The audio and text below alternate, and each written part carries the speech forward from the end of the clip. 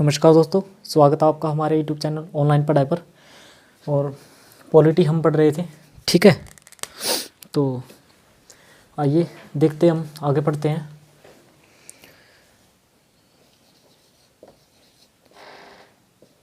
अनुच्छेद 22 हम पढ़ रहे थे, गिरफ्तारी से संरक्षण।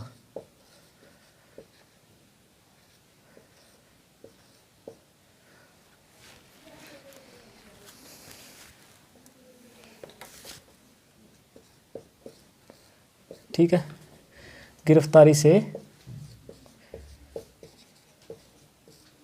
संरक्षण, ठीक है, ये हम पढ़ रहे थे। तो इसमें देखिए, दो तरीके से ये होता है। एक हमने पढ़ा था, दंडात्मक अपराध से अपराध के बाद, इसको बोलते थे दंडात्मक या पुनिटिव।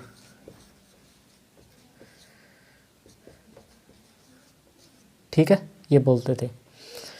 इसमें क्या था, एक में था क्या, वारंट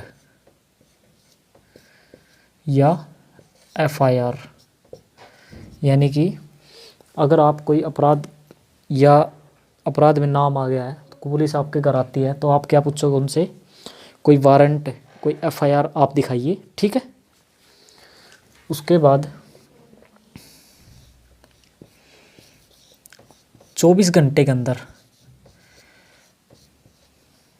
24 घंटे के अंदर क्या करना होगा, जज के सामने यानी न्यायालय में जज के सामने पेश करना होगा, ठीक है। क्या करना होगा, और वकील अपनी मनपसंद का चुनने की आज़ादी है, ठीक है, ये है। अब जज के सामने पेश करेंगे तो कंडीशन क्या होगी, दो कंडीशन होगी। न्यायालय में पेश किया जज के सामने 24 घंटे के अंदर, ये हम कल पढ़ चुके थे, तो इससे आगे का शुरू करते हैं। जज के सामने पेश करें, दो ही कंडीशन होगी।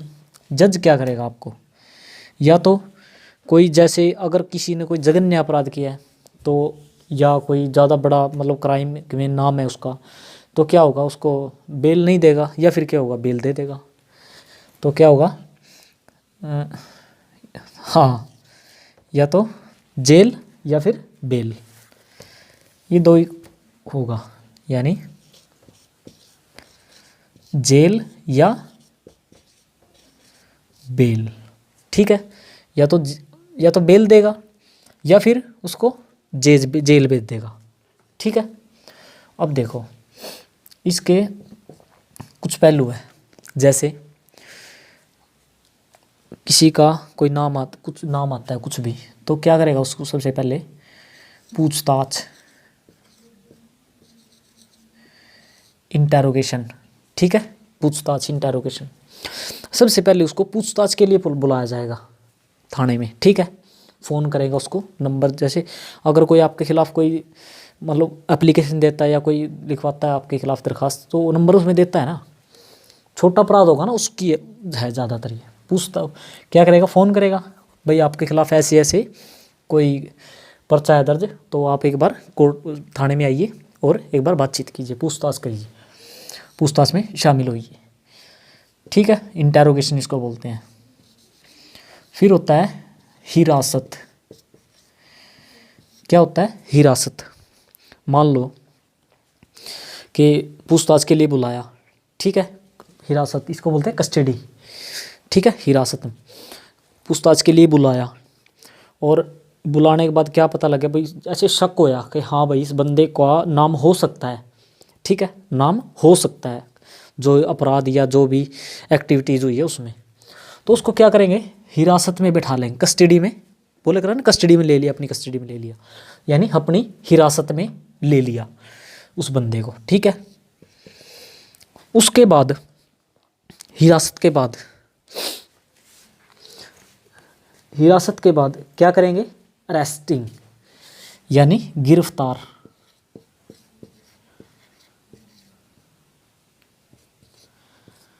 भाई हिरासत में ले लिया, पता लग गया भाई हाँ, अगर इसके खिलाफ़ कुछ है तो करके उसका पर्चा का यानी FIR काट देंगे और गिरफ्तार उसको कर लेंगे। फिर क्या होगा, 24 घंटे के बाद उसको जेल में यानी कि न्यायिक परिसर में उसमें पहुंचाना होगा। यानी कि कोर्ट में बोल सकते हैं, न्यायिक परिसर, कोर्ट के सामने पेश करना होगा। कोर्ट के सामने ये दिखा था 24 घंटे के अंदर जज के सामने यानी कोर्ट के सामने पेश करना होगा। जज क्या करेगा, या तो बेल देगा या फिर उसको जेल भेज देगा। सपोज कीजिए बंदे को जेल भेज दिया, कहाँ भेज दिया, जेल। यानी कि किसी ने अपराध कोई ऐसा कर दिया कि उसको बेल नहीं दी जा सकती, तो उसको क्या किया, जेल भेज दिया। ठीक है, जेल किसके अंडर में होती है, जज के अंडर में होती है, जो डिस्ट्रिक्ट जज होता है, डिस्ट्रिक्ट एंड सेशन जज। जेल भेज दिया। अब पुलिस रिमांड में करती क्या है, पुलिस रिमांड जो बोलते हैं, इसके बाद होता है, देखो जेल में चला गया बंदा, ठीक है, मान लो कोई मर्डर कर दिया, किसी मर्डर में केस ना पाएगा कोई, और पुलिस को क्या था, मान लो 24 घंटे के अंदर पेश करना होगा, 24 घंटे मान लो पेश कर दिया।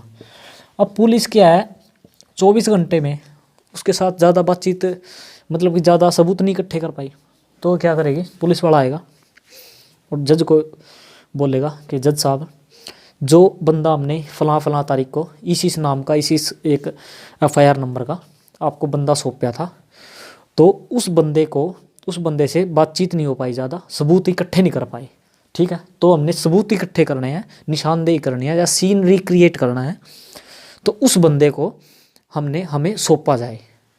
ठीक है, तो फिर जज क्या देखेगा, फाइल देखेगा, हाँ भाई ये है फलां बंदा जेल में है, आदेश देगा, ठीक है, किसको, जेलर को, कि भाई ये फलां बंदा तो आप जो है पुलिस वालों को दे दीजिए। ठीक है, और पुलिस वाले क्या फिर जेलर के पास जाएंगे, वो कागज़ दिखाएंगे जज का और उस बंदे को ले आएंगे।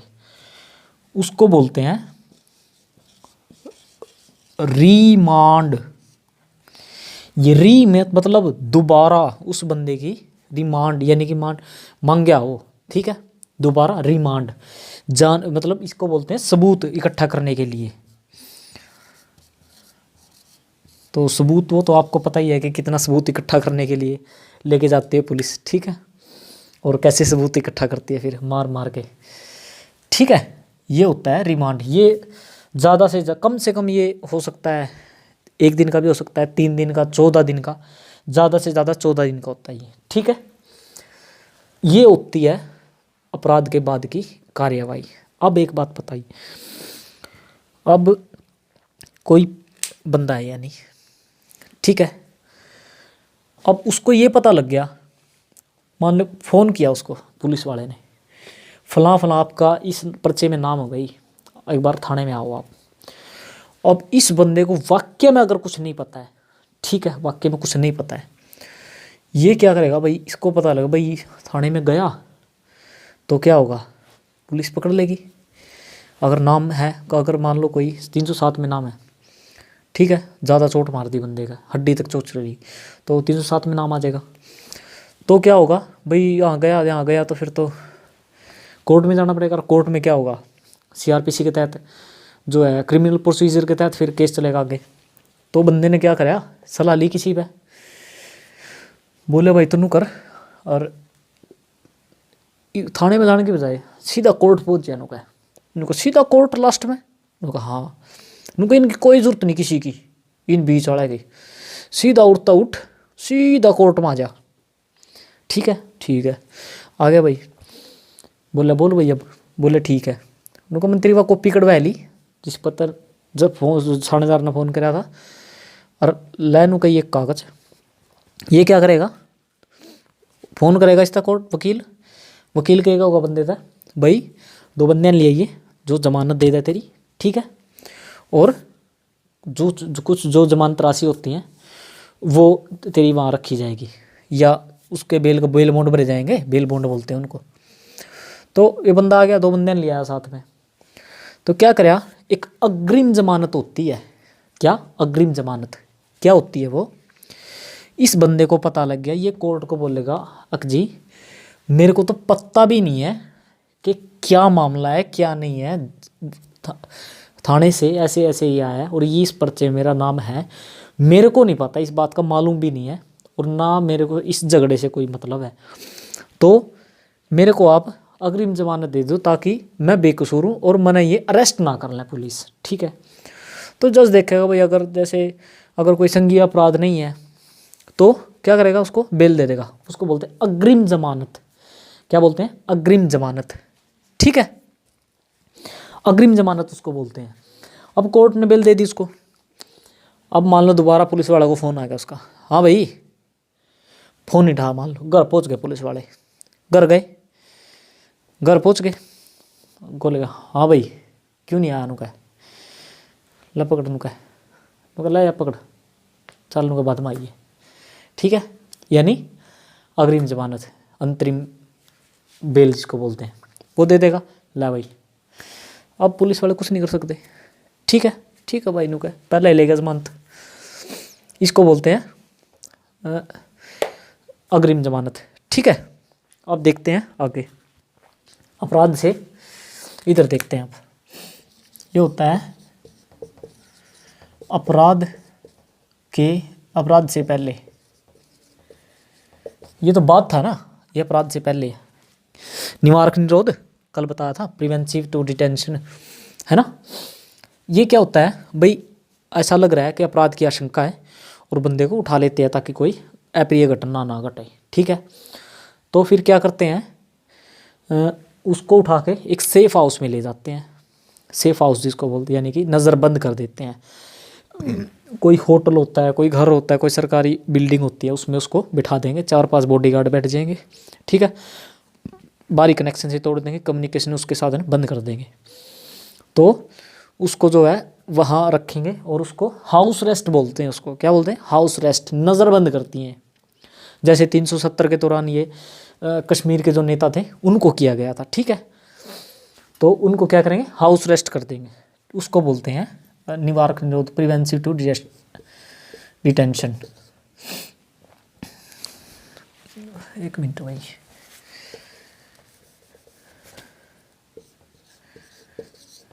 निवारक निरोध, ठीक है।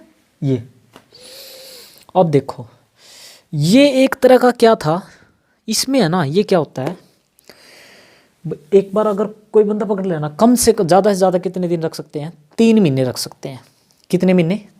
3 महीने। अगर 3 महीने से ज़्यादा उस बंदे को रखना है तो स्टेट गवर्नमेंट से बाकायदा लिखना पड़ेगा, और स्टेट गवर्नमेंट जब कह देती है कि हाँ आप इस बंदे को 3 महीने से ज़्यादा रखिए, ठीक है, इससे खतरा हो सकता है, तो फिर वो क्या करेंगे, उसको आगे बढ़ा देंगे 3 महीने और 6 महीने कर देंगे, ठीक है। और इसमें क्या होता है, आपको जैसे किसी को पकड़ लिया, ठीक है, आप अगर कोर्ट के पास चले भी गए, कोर्ट क्या बोलेगी भाई 3 महीने तक, कोर्ट में कोई वो नहीं है रास्ता, ठीक है। यानी कि कोर्ट भी कुछ नहीं कर सकती। अब अगर आपने एक चीज़ देखा हो, इसमें ना तो कोर्ट में अर्जी डाल सकते, ना कोई वकील कर सकते, ठीक है, और ना कहीं दलील कर सकते। तो ये एक तरह का वही नहीं हो गया जो जलियांवाला बाग हत्याकांड में होता, काला कानून आया था उस वक्त, एक रॉलेट एक्ट आया था, ठीक है, उसी तरह का हो गया। और ये वाक्य में उसी तरह का है, ठीक है। देखो, क्योंकि 370 के दौरान उस जो मंत्री है वहाँ के, उनको 6-6, 7-7 महीने तक जो है नज़रबंद रखा गया, ठीक है। अब देखो, जैसे अब ये पीछे एक वो है शकील शकील शायद एक डॉक्टर हैं इसके यूपी के, तो उत्तर प्रदेश के, उनको इसके तहत ही रखा गया था 8 महीने। तो फिर कोर्ट क्या करती है, जब इतना टाइम हो गया तो आप कोर्ट के पास जाते हो, जी ऐसे ऐसे हमारा बंदा इतने दिन से है, 6 महीने 8 महीने तक, और जो है स्टेट गवर्नमेंट या पुलिस जो है रास्ता नहीं बता रही और हमें हमारे बंदे को अंदर कर रही है। तो फिर वो उसको जो है अपनी भाषा में डांटती है, जिसको कहते हैं कोर्ट ने फटकार लगाई। क्या बोलते हैं? कोर्ट ने फलां फलां अथॉरिटी को या फलां फलां सरकार को फटकार लगाई, ठीक है। ये होता है ये कानून। अब देखो, ये थोड़ा सा मिटा दिया जाए, ये मिटा देते हैं।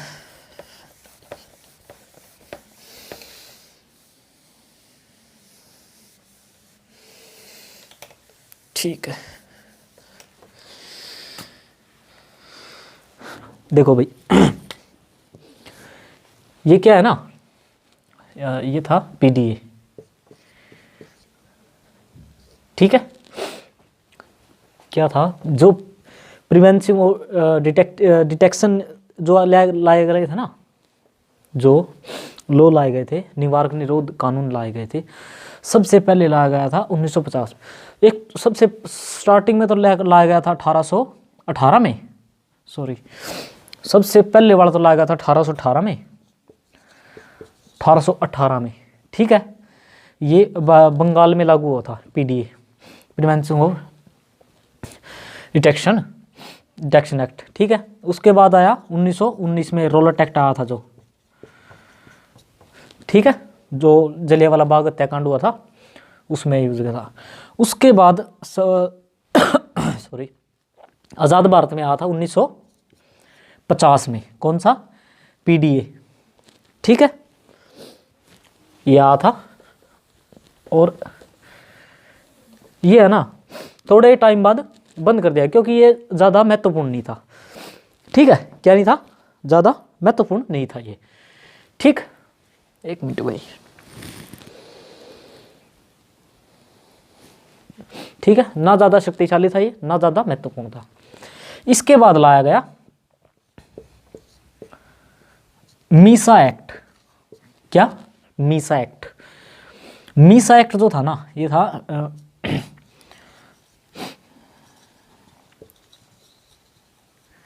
Maintenance of internal security, internal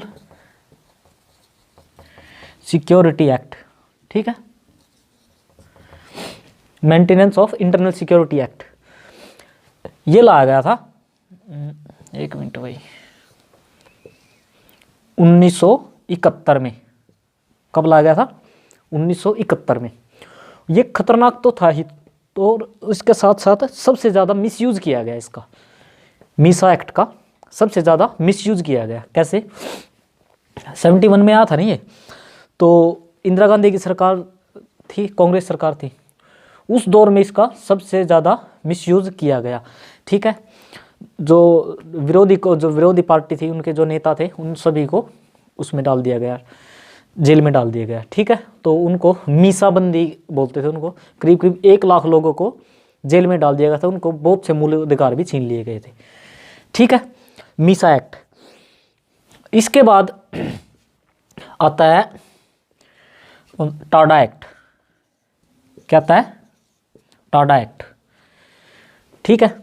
ये आता है जिस वक्त, ये दौर था ना 1985 से 1990-95 के बीच का। इस दौरान क्या था, पंजाब के अंदर आतंकवाद बहुत ज़्यादा बढ़ रहा था, तो उसको देखने के लिए ऑल इंडिया में ये लेके आए थे इसको। ये था टेररिज्म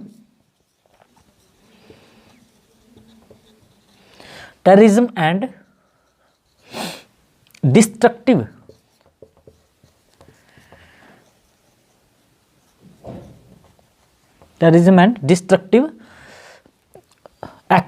एक्टिविटीज एक्ट, ठीक है। यानी आतंकवाद एंड क्या कहते हैं इसको, विध्वंसक क्रियाकलाप अधिनियम, ठीक है। ये लाया गया था 1985 में। कब लाया गया था, 1985 में। ये उन पे लगता था कि जो है, मान लो किसी का पता लग गया मिसयूज, तो इसका ये सबसे ज़्यादा खतरनाक था। ये जो था सबसे ज़्यादा खतरनाक, ठीक है, सबसे ज़्यादा खतरनाक था ये। क्यों, क्योंकि ये लगता था, यानी कि कोई पर्सन मिल जाता है, उसके पास कोई ऐसी सामग्री मिल जाती है, या कोई ऐसे हथियार मिल जाती है, इससे ऐसे कोई संपर्क सूत्र मिल जाते हैं ऐसे, जिनसे ये पता लगे कि ये बंदा जो थोड़ा बहुत आतंकवादी या किसी संगठन से हो सकता है इसका जुड़ाव हो, तो उस पर टाड़ा लगा दिया जाता था, ठीक है।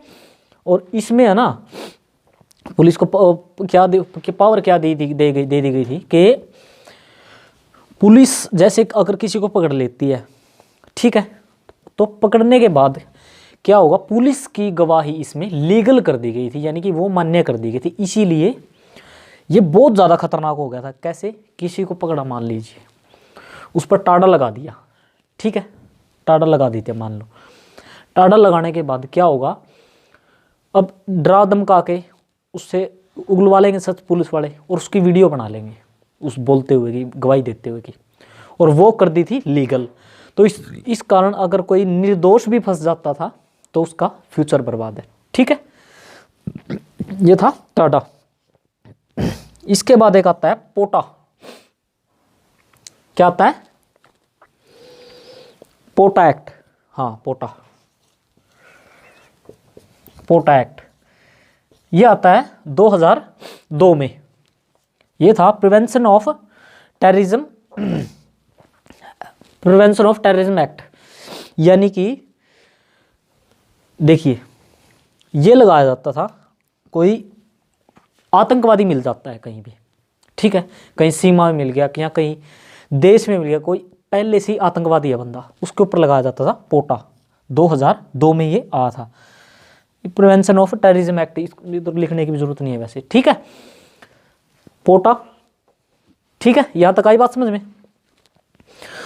इसके बाद अब जो है आज के समय में ये तीनों चारों जो है मतलब बंद है, ठीक है, सारों बैन कर दिए, बंद कर दिए, यानी कि इनको निरस्त कर दिया गया, ठीक है। जो आज के समय में लागू है ना, वो है UAPA, unlawful activities prevention of act, ठीक है, अनलॉफुल एक्टिविटीज प्रिवेंशन एक्ट, यानी कि गैर कानूनी जो क्रियाकलाप है उनको रोकने के लिए, ठीक है, ये एक्ट लाया गया था UAPA। और ये आज भी है, इसके तहत कार्यवाही की जाती है। एक एक्ट होता है NSA, ठीक है, NSA होता है नेशनल सिक्योरिटी एक्ट, राष्ट्रीय सुरक्षा कानून, रासुका इसको बोलते हैं, ठीक है, क्या बोलते हैं इसको, रासुका, ठीक है। ये लगाया जाता है स्पेसिफिक उस बंदे को कि जो है कि कोई ऐसा पर्सन है, ये क्रिमिनल के तहत नहीं लगाया जाता ज़्यादा, ये लगा, या पीछे से आपने देखा होगा कि जो यूपी के अंदर साल 2 साल 1.5 साल की बात हो गई, जो तबलीगी जमात हुई थी, कुछ मुस्लिम थे उनके खिलाफ, तो उनके खिलाफ NSA लगाया गया था। और एक जब CEA और NRC का जो मुद्दा उठा हुआ था, उस दौरान जो भीम आर्मी के जो संस्थापक है चंद्रशेखर आज़ाद, उनको जो दिल्ली से उठा लिया गया था जामा मस्जिद से, उस वक्त उन पर NSA लगाया गया था, नेशनल सिक्योरिटी एक्ट, ठीक है, रासुका लगाई गई थी। ये UAPA के तहत है, ये इस वक्त लागू है, ठीक है। या एक स्पेशल एक नॉर्मल सी बात बोल सकते हो कि अगर किसी का फ्यूचर बर्बाद करना हो ना, और ये एक और होता है इसमें रासुका में, जो पर्सन, एक तो मान लीजिए राजनीतिक पर्सन कोई उठा लिया, उसको तो कुछ पुलिस वाले इतने हो नहीं करेंगे, लेकिन कोई ऐसा पर्सन उठा लिया जिसको राजनीतिक तौर पर ज़्यादा जानता नहीं है कोई, तो 90% केस में है ना, 90% केस में पुलिस एनकाउंटर कर देती है उसका, ठीक है, क्या कर देती है, एनकाउंटर। तो ये हमने पढ़ लिया आज के। एक और था भाई, वो था, कहाँ लिखूँ भाई, यहाँ लिख दूँ, यहाँ लिख देता हूँ। एक था अफसपा, AFSPA, इसका मतलब armed forces special power act, ठीक है, armed forces special power act. ये जो मिलिट्री आर्मी होती है ना, मिलिट्री की पुलिस होती है, उनको दिया गया था ज़्यादा, ये उनके लिए था। ये कि इसमें क्या था, जो कश्मीर में थे ना, कश्मीर में तो उस टाइम इसके तहत कुछ पुलिस वाले भी इसका गलत फ़ायदा उठाने लगे थे और आतंकवादी भी इसका गलत फ़ायदा उठाने लगे थे। और ये बात जो है धीरे धीरे करके जो है आर्मी को समझ में आई, तब जाके इसमें थोड़ा सुधार किया, और सुधार किया, ये बंद ही कर दिया था, ठीक है ना, क्योंकि इसके कारण जो है कश्मीर के जो लोग थे वो आर्मी थे, आर्मी के पर्सन पर विश्वास नहीं करते थे। वो ये बात थोड़ी सी बाद में जाके समझ में आई, ठीक है, हमारे आर्मी पर्सन को। तो ये हमने पढ़ लिया है। सबसे पहले PDA, ठीक है, प्रिवेंशन ऑफ डिटेक्शन एक्ट 1950 में, फिर आया मिस एक्ट 1971 में, ठीक है। और जो लालू प्रसाद यादव है ना, बिहार के पिछले मंत्री रह चुके हैं, भूतपूर्व मंत्री लालू प्रसाद यादव। जब ये एक्ट लगा हुआ था, मीसा एक्ट 1971-72 समथिंग की बात है, जब इमरजेंसी का दौर था, तो उस वक्त उनकी बेटी का जन्म हुआ था। तो उन्होंने अपनी बेटी का ही नाम रख दिया था मीसा भारती, ठीक है। तो मीसा एक्ट 1971 में, 1975 में फिर आया टाडा एक्ट, ठीक है, कि जो एक्टिविटीज़ आतंकवादी गतिविधियों में शामिल पाया जाता उस पर टाडा एक्ट लगा दिया जाता था, ठीक है। सबसे ज़्यादा खतरनाक था, सबसे ज़्यादा मिसयूज जो है मीसा का, सबसे ज़्यादा मिसयूज मीसा, ठीक है।